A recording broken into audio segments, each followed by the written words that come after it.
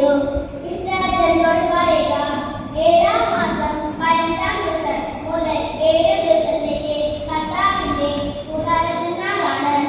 ആദ്യ ദിവസം ഒരു വിശുദ്ധ സമ്മേളനം കൂടണം. അന്ന് നിങ്ങൾ കഠിനാധ്വാനം ചെയ്യരുത്. 7 ദിവസവും നിങ്ങൾ കർത്താവിനും ദഹനബലി അർപ്പിക്കണം. 8-ാം ദിവസം വിശുദ്ധ സമ്മേളനം ഉണ്ടായിരിക്കണം. കർത്താവിനും ദഹനബലി അർപ്പിക്കണം. ഇത് സന്തോഷത്തോടു കൂടിയ സമ്മേളനമാണ്. അന്ന് നിങ്ങൾ കഠിനാധ്വാനം ചെയ്യരുത്.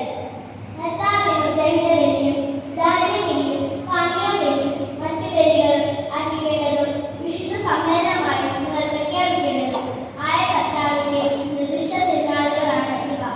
കർത്താവിന്റെ സാപത്തിൽ കർത്താവിന് നൽകുന്ന വഴിപാടുകൾക്കും കാഴ്ചകൾക്കും സ്വാദിഷ്ട ബലികൾക്കും പുറമെയാണ് ഇവ. 7-ാം മാസം 15-ാം ദിവസം വരെ വിളവുകൾ ശേഖരിച്ചതിനു ശേഷം 7 ദിവസം നിങ്ങൾ കർത്താവിന് ഒരു തിരുനാൾ ആചരിക്കണം.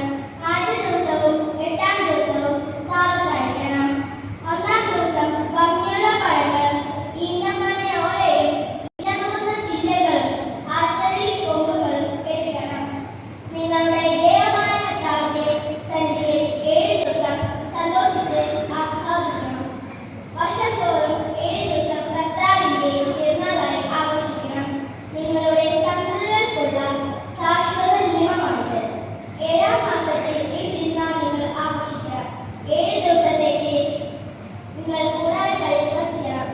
ഈജിപ്ത് ദേശത്തു നിന്നും ഞാൻ ഇസ്രായേൽ ജനത്തെ കൊണ്ടുവന്നപ്പോൾ അവർ കൂടാരങ്ങളിലാണ് വസിച്ചത് എന്ന് നിങ്ങളുടെ സന്തതി പരമ്പര അറിയാൻ ഇസ്രായേൽക്കാരെല്ലാവരും കൂടാരങ്ങളിൽ വസിക്കണം. ഞാനാണ് നിങ്ങളുടെ ദൈവമായ കർത്താവ്.